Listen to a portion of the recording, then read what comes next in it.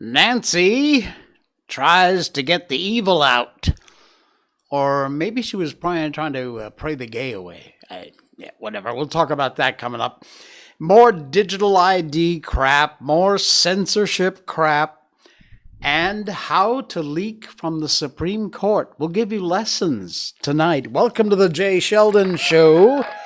Hello, welcome. We are live on rumble.com, Facebook, YouTube, and twitch.tv. We are coming to you across the planet from the wonderful country of Malaysia, where it has been raining off and on all day.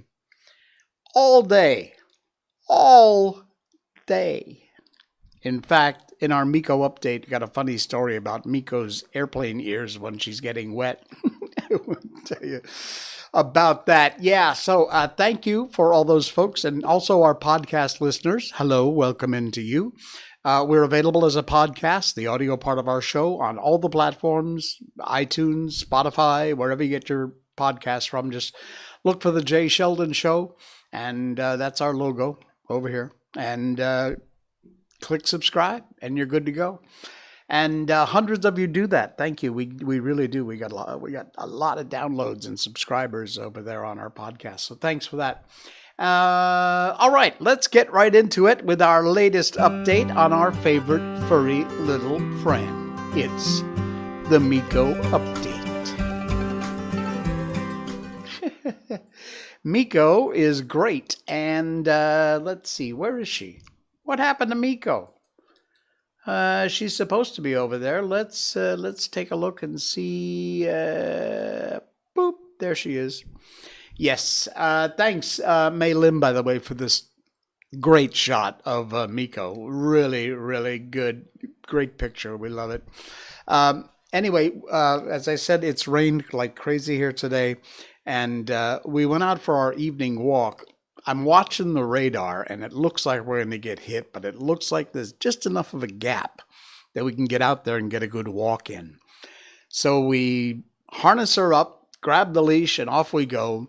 And we get probably halfway through our normal walk, and suddenly it starts to sprinkle. So I thought, okay, turn it around, head home. We got a couple of blocks from the house, and it started to pour. I couldn't get any pictures because I was more worried about getting us home and staying as dry as we could, but that was useless. So anyway, the funny thing is, Miko loves water. She's not so hot on baths, but she will play with the water coming out of the hose for hours. But the rain is another story. So as she's running ahead of me, trying to get home, her ears, Shiba Inus do this thing called airplane ears, where their ears go flat. They do that when they're really happy. They squint their eyes and they get their airplane ears and their tails going. And apparently they do it when they're getting wet too, because the whole way home, she was squinting and her ears were down with her little airplane ears. So it's very cute. So anyway, yeah, that's our Miko update on our favorite furry little friend, which is brought to you by the good folks at Barkbox. Barkbox.com/Miko. It's a monthly subscription service, which you sign up for. You pay for it, of course. But if you use our link and you sign up for a multi-month subscription, you'll get a month free. 6 months will get you 7, 12 months will get you 13. That's a big savings, too. And every month, you will get a themed box of goodies for your dog. You can specify small, medium, or large dog. And also, if your dog has any allergies, you just tell them and they'll make sure you don't, fish, chicken, beef, whatever. And you get 2 toys, which are sized right for your dog, and they are incredible. You'll get a couple of bags of all-natural dog treats and a dog chew. Every month, that'll come right to your door. Just check it out using our link. It's the top link in our description, our show notes, which is down below. And barkbox.com/Miko. That's all you need to know. Check it out and sign up. You'll not only help out the show, but you will put a big airplane-eared smile on your doggy's face. Barkbox.com/Miko. All right, I got a couple of things that I wanted to share with you that are not in our show notes tonight. So give me half a break here.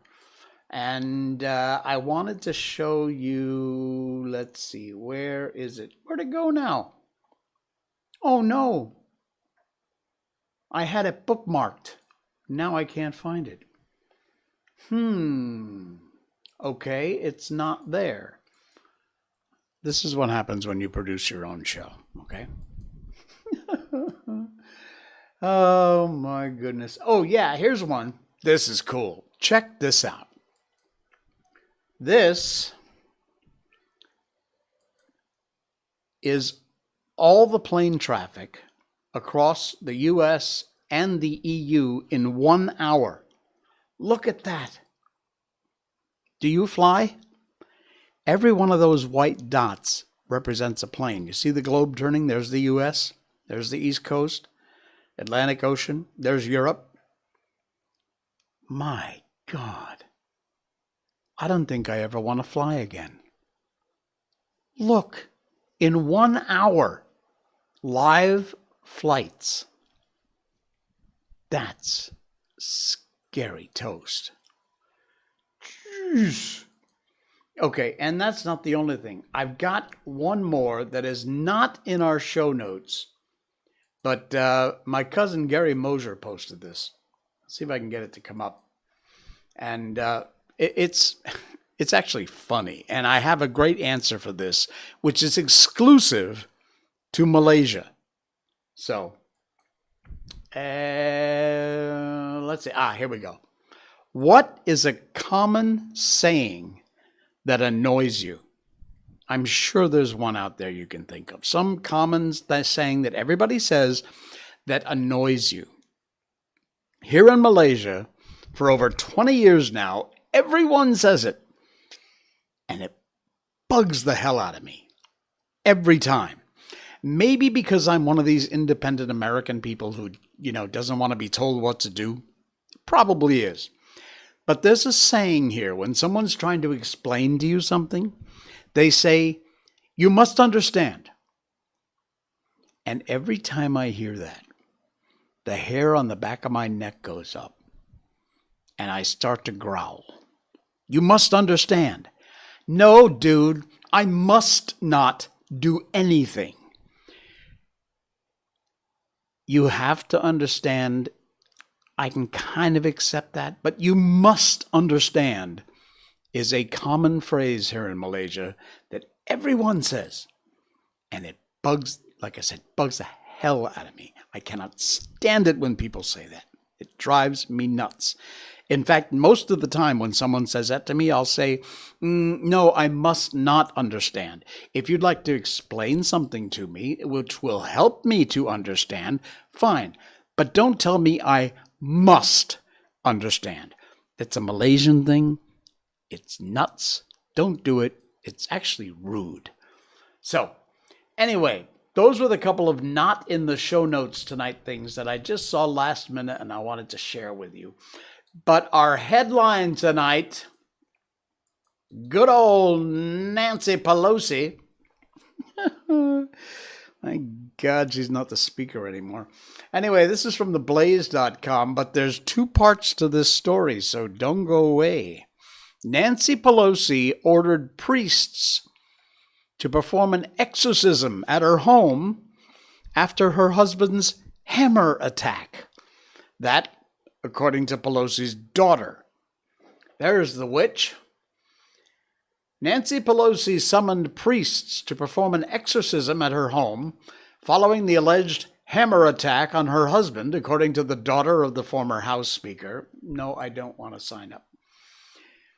Alexandra Pelosi, the daughter, recently revealed a devilish detail about her family, how they reacted to this reported hammer attack on Paul Pelosi in October, for which I might remind you we have still not seen the body cam footage or any of the, I'm sure, hundreds of cameras stationed around the Pelosi home.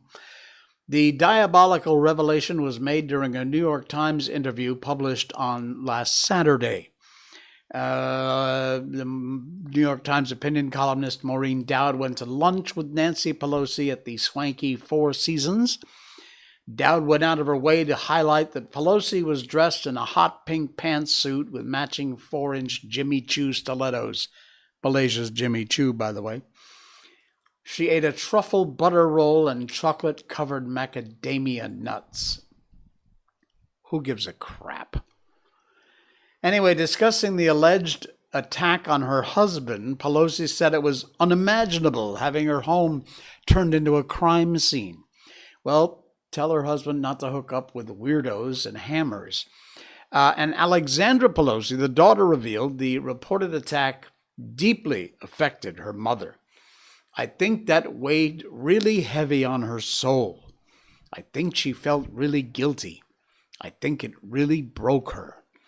And she said over Thanksgiving, she had priests coming to try and have an exorcism of the house and having prayer services. Well, my first reaction was, wait a minute, didn't this woman get like excommunicated from the Catholic Church for her abortion support? Or at the very least, they told her she couldn't take communion anymore, or some, I don't know, whatever you Catholic people do. I think that's what I remember reading somewhere. Well, just a short while ago, after having already planned on covering this story for our show, I found out, apparently, she lied. This is from the Gateway Pundit. She lied. Church says no exorcism took place at the Pelosi home. And it's probably just as well because, you know, that scene with, I forget the actor's name, where he puts his hand over the holy water in the church and it starts to boil. That's what I'm thinking would happen at Pelosi's house. Anyway, Alexandra, as we just told you, claimed that her mom had had an exorcism performed, raised some eyebrows and had people asking, wouldn't an exorcism on the Pelosi home result in a massive cyclone bomb inferno? Yes, you're right. That's probably exactly what would happen. Well, now we know the truth. According to Fox and Friends Weekend Sunday morning, there was no exorcism at the Pelosi house. The local Catholic Church confirmed that. Rachel Campos Duffy then added the reality check to the story, said, well, her radical anti-life position should weigh more heavily on her soul, and she's not allowed to receive communion in San Francisco. Truth. Oh, my. Anyway, the Gateway Pundit reached out to the Archdiocese of San Francisco. They're going to report any other information they get, but apparently the story ain't true. And the Catholic Church said, nope, didn't happen. In fact, I would guess it probably couldn't happen. That woman. When are we going to get to see that that footage from the body cams, from the Pelosi crime scene? Ever? I'll guarantee you it'll never happen. All right. The WEF, World Economic Forum, is it still happening? How long does that crap go on for? Hopefully it's almost over. Anyway, this is a UN regulator who is issuing a stern warning to Elon Musk. Take a look at what she has to say. Listen closely. Our message was clear. We have the rules which have to be complied with, and otherwise there will be sanctions. The EU Commissioner for Value and Transparency speaks to Euronews about the Elon Musk Twitter takeover. I think that the confidence has been weakened, and I had quite high level of confidence when it comes to Twitter. I have to say that we worked with knowledgeable people, with the lawyers, with the sociologists who understood that they have to behave. Who understood that they have to behave. In other words, they have to censor stuff we don't agree with. People are not allowed to have their own opinion about things. People are not allowed to hold opposing viewpoints. And if we don't like what you're doing, we will impose sanctions. She keeps going. Listen to this crap. In some decent way, not to cause really big harm to the society. I always felt that this Which is what you're notion doing. of responsibility was there. So this is what I don't feel from Elon Musk personally. This is what I don't feel from Elon Musk personally. Where do you get off, lady? This is the kind of crap the UN, the World Economic Forum are trying to shove down our throats. If you don't agree with what they want you to know and believe and Kool-Aid to drink, they want you shut down. And Elon Musk said, not on my watch. Well, good for you, Elon. Unbelievable. Unbelievable. And, you know, the thing is, it's right there. They don't hide it. They tell you. They tell you what they're doing. They're not even trying to hide it. Unbelievable. Just like digital ID, digital currency, all that other crap they're trying to push down your throat. And sure enough, it just keeps happening. Yet another company wants your hands to be a payment method. Yeah.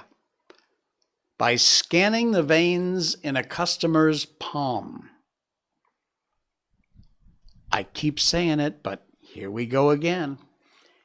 Ingenico, which is a credit card company, has unveiled a palm vein biometric payment system in partnership with Fujitsu, Frontech North America, and Fulcrum Biometrics.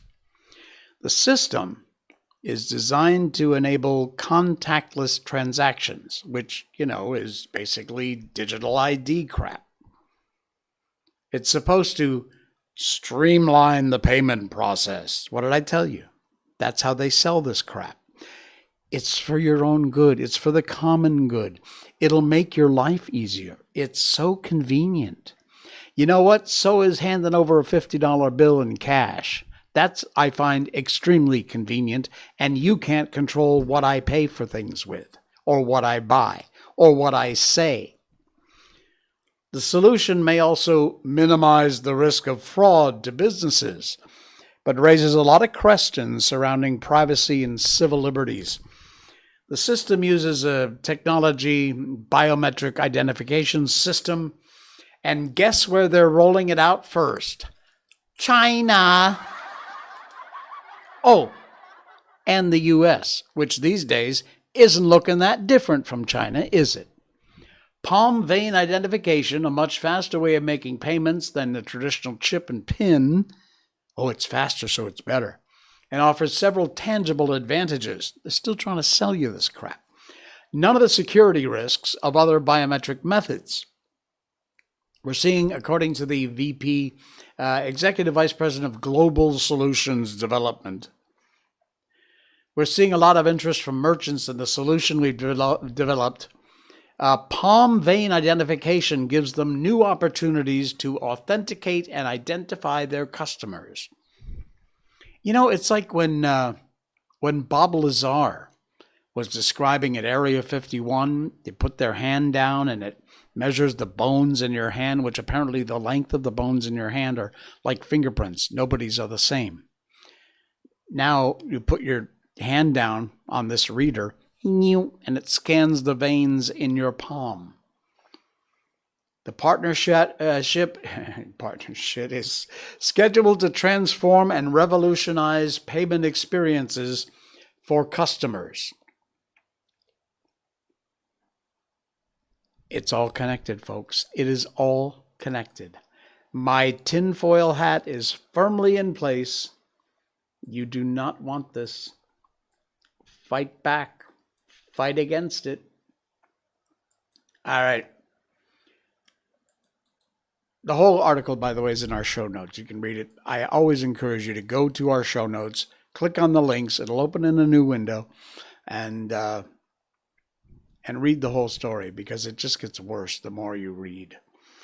Campaign funded by Pfizer and Moderna sent Twitter a weekly list of tweets to censor. No surprise here. From reclaimthenet.org, some of the content targeted by the campaign included articles that were using the news to further prove the CDC as being untrustworthy.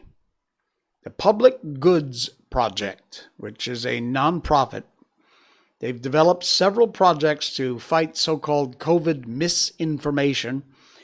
They got a $1.275 million from the Pfizer and Moderna lobbying group, Biotechnology Innovation Organization, BIO, funded by Pfizer and Moderna. They're a lobbying group to create a content moderation campaign that had heavy influence on Twitter's COVID misinformation rules. This was pre-Elon Musk, by the way. As a part of this campaign, they sent Twitter lobbyists and content moderators weekly emails containing lists of tweets they wanted censored.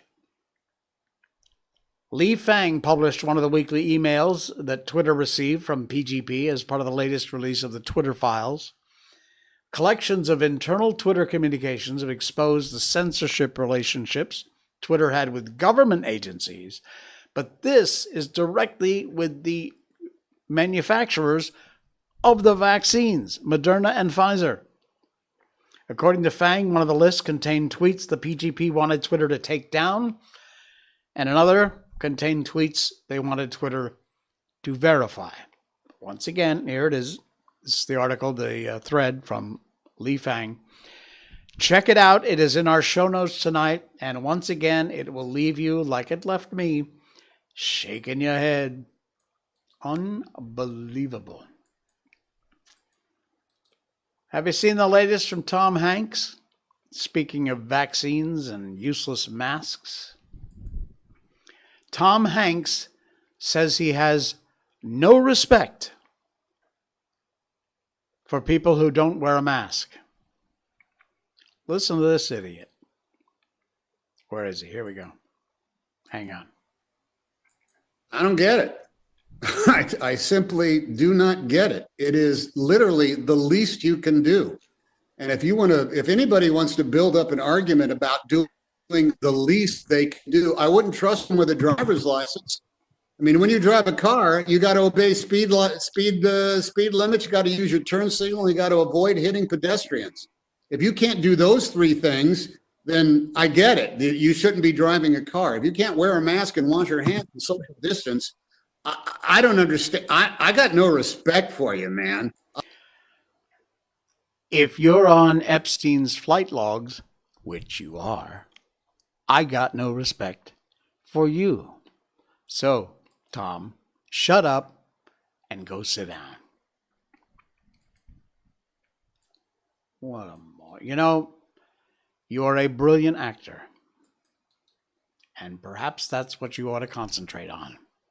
Acting. Instead of encouraging people to do useless things. You ready for a recorded teacher for your student? We got a jam show tonight. So much crap packed in here. Check out the link in our show notes for this story. We've come to this. From the Washington Post, the geometry teacher in a classroom isn't a teacher. It's a recording.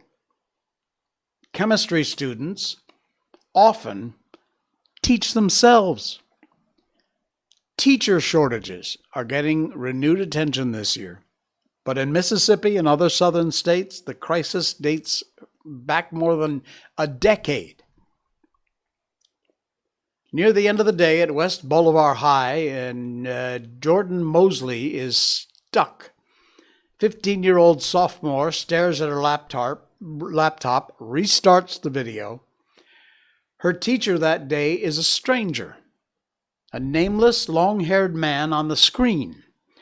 He explains 2-column geometry proofs and how students could use the software to complete them. Prove if the length of AB is equal to the length of EF, the man says.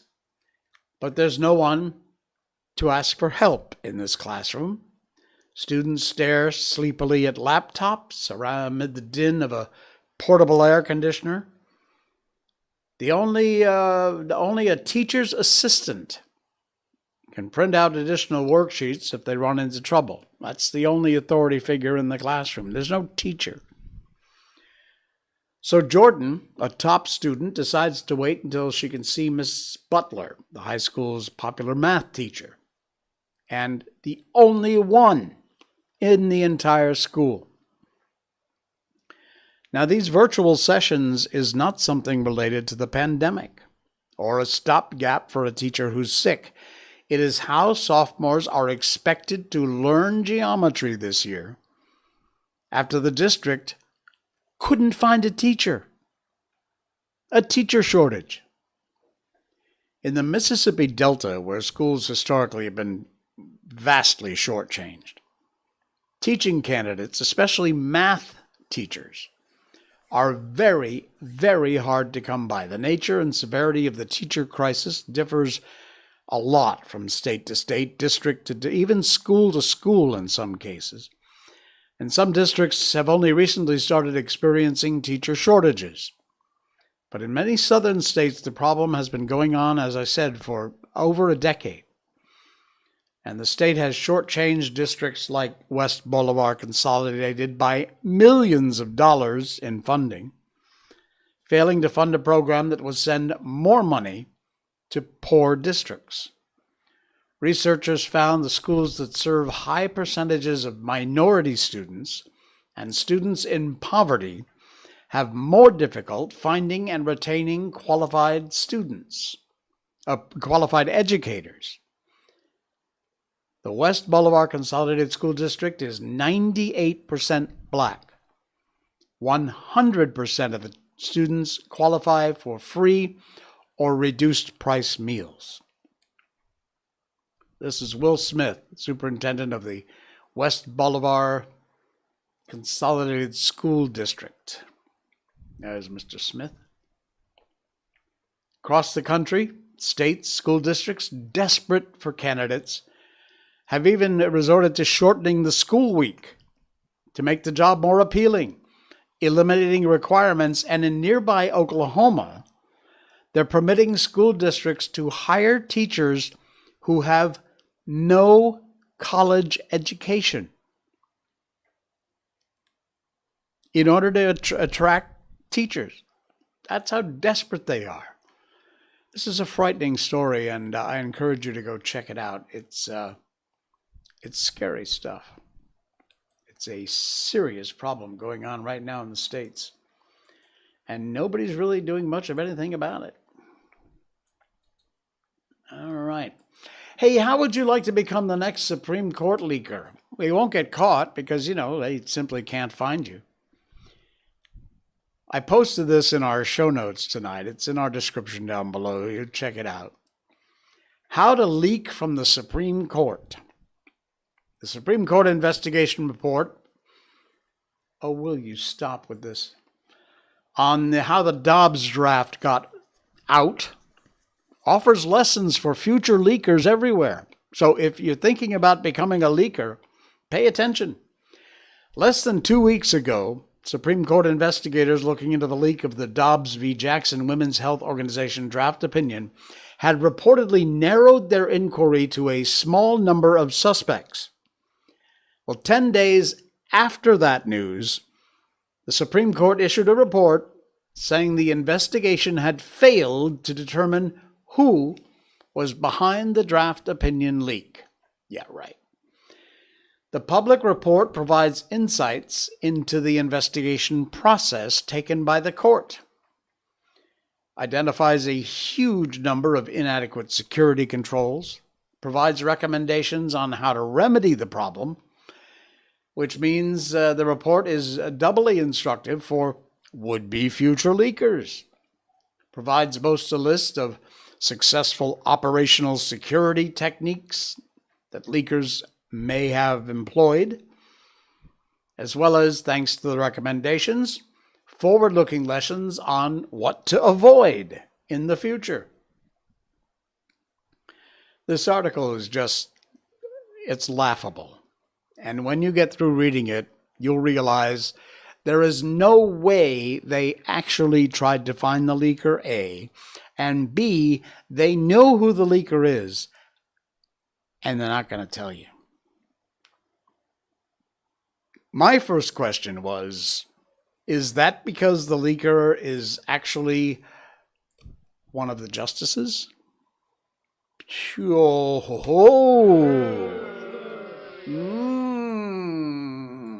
Think about that. Think about that. All right. One more. We're going to get on with our book here in a minute. Did you do dishes tonight? After dinner? Or after breakfast? Or whatever meal you just had? Did you do the dishes? Or did you use a dishwasher? Well, this is such a cool story. Jean Mosier, again, thank you, Jean. She posted this. It's from Historical Photos of Women. And it's the coolest story. This lady is Josephine Cochran, and she is the inventor of the automatic dishwasher. I kid you not. She lived from 1839 to 1913. Largely unknown, and she should be declared the patron saint of the modern busy family. In 1886, she patented the first commercial dishwasher. She wanted a machine that would save time washing dishes and would prevent broken crockery, because a lot of these machines would just wind up breaking the plates. She was convinced there had to be a mechanical solution to the tedium of dishwashing. She grew up in a family of engineers.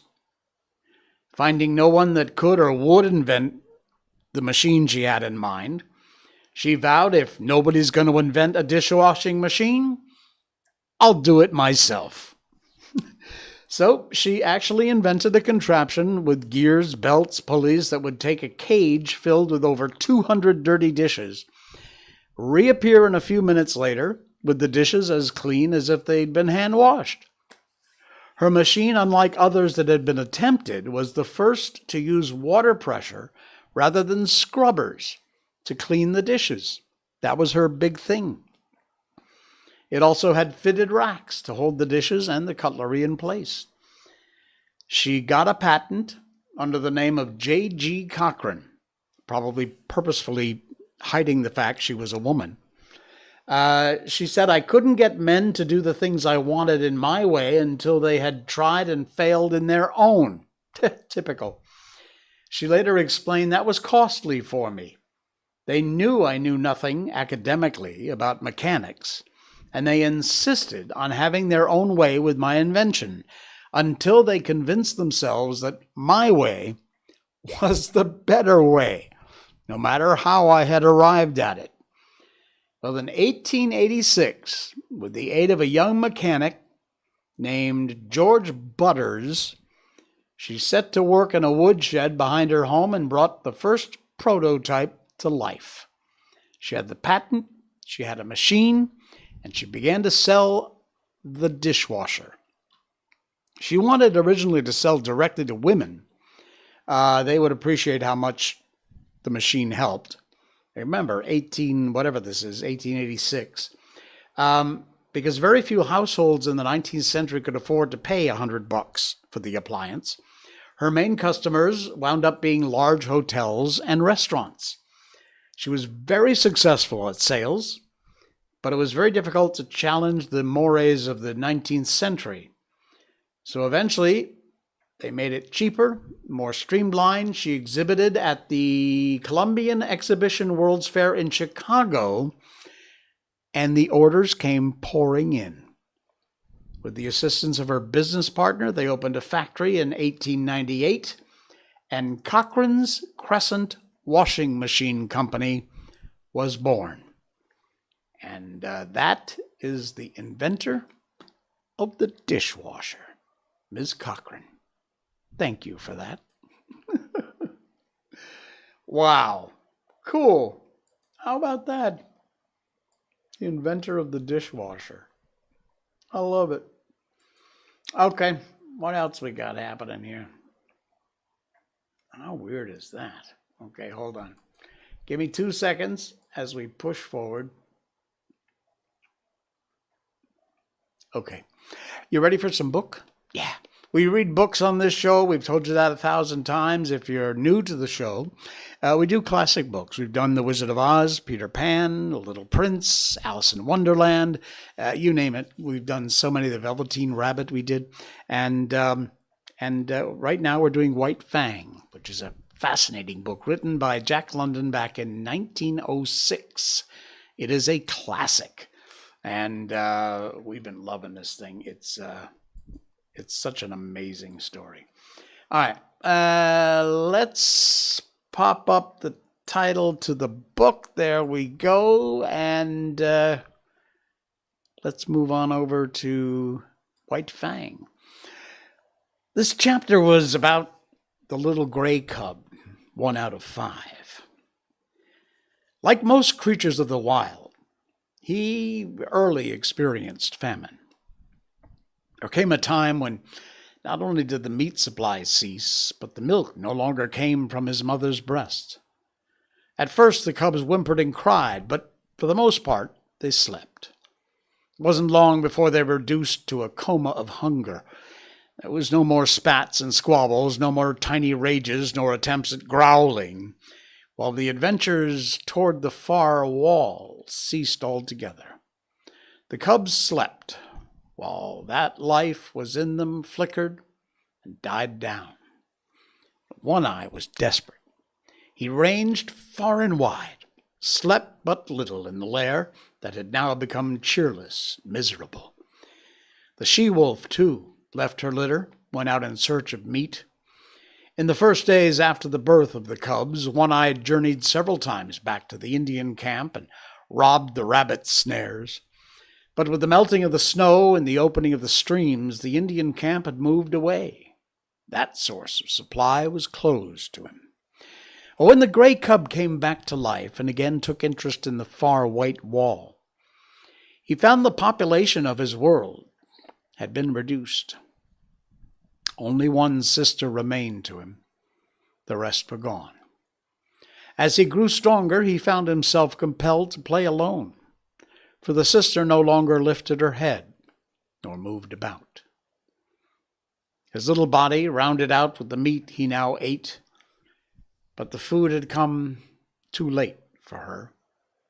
She slept continuously, tiny skeleton flung round with skin, in which the flame flickered lower and lower, and at last went out. There came a time when the gray cub no longer saw his father appearing and disappearing in the wall, nor lying down asleep in the entrance. This had happened at the end of a second and less severe famine. The she-wolf knew only why One Eye never came back, but there was no way by which she could tell what she had seen to the gray cub. Hunting herself for meat up the left fork of the stream where lived the lynx, she'd found a day-old trail of One Eye. She'd found him, or what remained of him, at the end of the trail. There had been many signs of the battle that had been fought, and of the lynx's withdrawal to her lair after having won the victory. Before she went away, the she-wolf had found this lair, but the signs told her that the lynx was inside, and she dared not to venture in. After that, the she-wolf in her hunting avoided the left fork, for she knew the lynx's lair was a litter of kittens, and she knew the lynx was a fierce, bad-tempered creature and a terrible fighter. It was all very well for a half-dozen wolves to drive a lynx, spitting and bristling up a tree. Quite a different matter for a lone wolf to encounter a lynx, especially when the lynx was known to have a litter of hungry kittens at her back. But the wild is the wild, and motherhood is motherhood, at all times fiercely protective, whether in the wild or out of it. And the time was to come when the she-wolf, for her cub's sake, would venture the left fork, and the lair in the rocks, and the lynx wrath. Chapter 4. The Wall of the World. By the time his mother began leaving the cave on hunting expeditions, the cub had learned well the law that forbade his approaching the entrance. Not only had this law been forcibly and many times impressed on him by his mother's nose and paw, but in him the instinct of fear was developing. Never in his brief cave life had he encountered anything of which to be afraid. Yet fear was in him. It had come down to him from a remote ancestry, through 1,000 lives. It was a heritage he'd received directly from One Eye and the she-wolf. But to them, in turn, it had been passed down through all the generations of wolves that had gone before. Fear, the legacy of the wild which no animal may escape nor exchange for pottage. So the gray cub knew fear, though he knew not the stuff of which fear was made. Possibly he accepted it as one of the restrictions of life, for he'd already learned that there were such restrictions. Hunger he'd known, and when he couldn't appease his hunger, he felt restriction. The hard obstruction of the cave wall, the sharp nudge of his mother's nose, the smashing stroke of her paw, the hunger unappeased of several famines, had borne upon him all that was not freedom in the world. That to life there was limitations and restraints. These limitations and restraints were laws. To be obedient to them was to escape hurt and make for happiness. He did not question, out in this man fashion.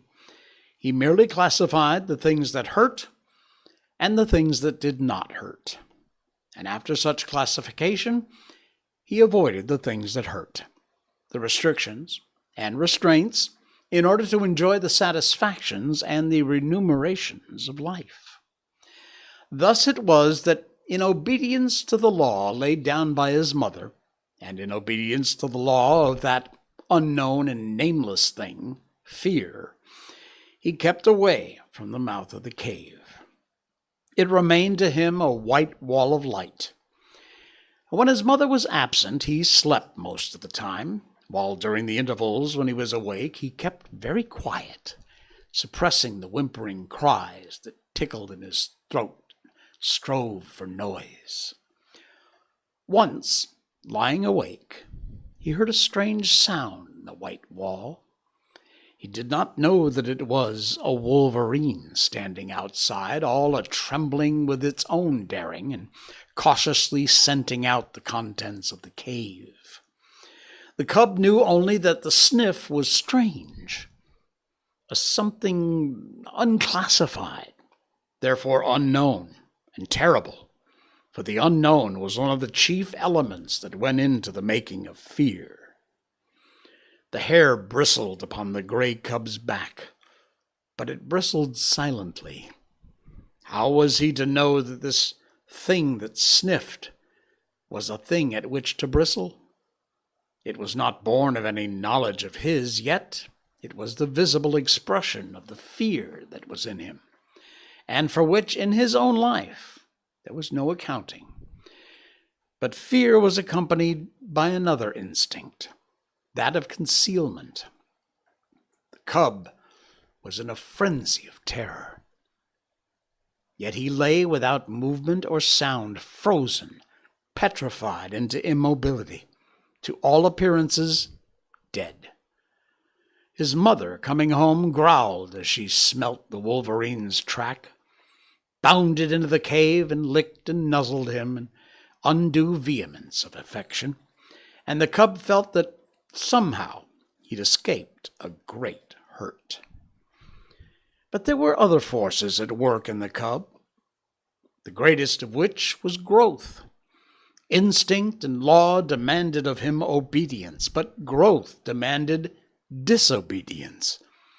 His mother and fear impelled him to keep away from the white wall.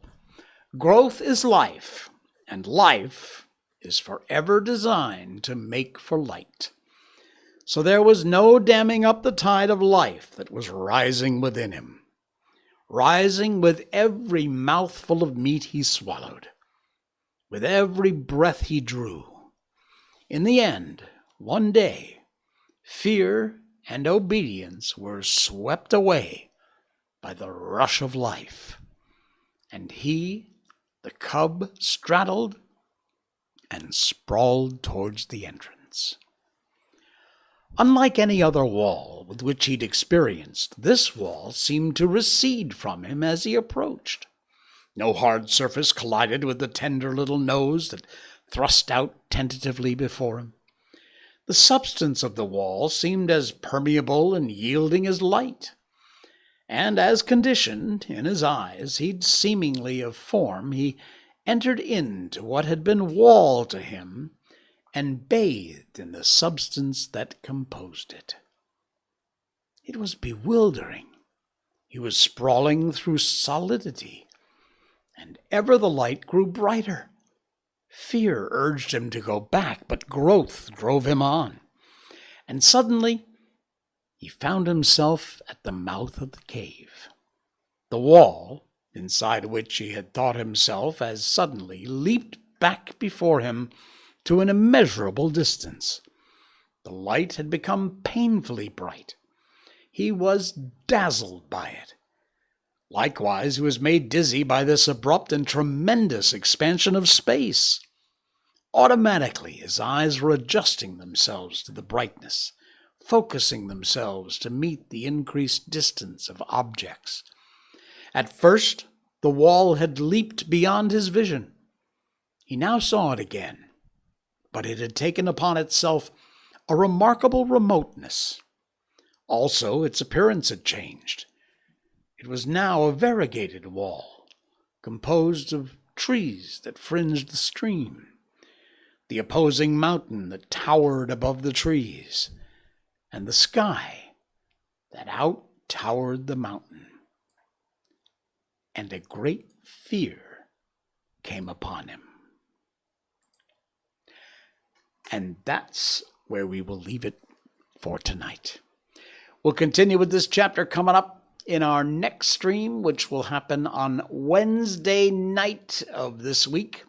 All right, cool. I love this book, White Fang by Jack London from 1906. That is going to do it for us for tonight. Thank you so much for coming along for the ride. Please, if I could ask you one big favor, that would be to follow or subscribe to our show. The button is right down here. It says follow or subscribe. Follow on Rumble. Just click that button. It's absolutely free, costs you nothing, and it really helps the show out a lot. I will see you again on Wednesday. This is the Jay Sheldon Show. Good night, everybody.